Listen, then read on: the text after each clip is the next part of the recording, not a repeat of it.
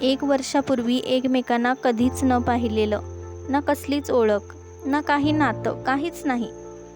पण या हॉस्टेल लाईफमध्ये हे नातं 1 वर्षात इतकं घट होईल असं अजिबात वाटलंसुद्धा नव्हतं. वाटलं नव्हतं रूममेटचं कधी बहिणीमध्ये रूपांतर होईल.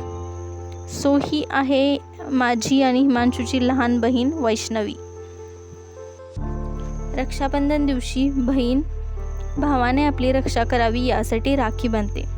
तसंच आम्हीसुद्धा वैष्णवीची खूप छान रक्षा केली आहे.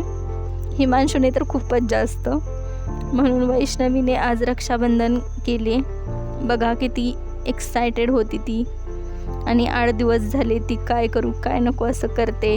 How sweet she is. Happy Rakhi to all.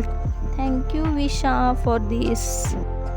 आणि भैयाला आणि भाऊला रक्षाबंधनच्या आधी राखी भेटली, यामुळे मला खूप छान वाटत होतं. Thank you Indian post.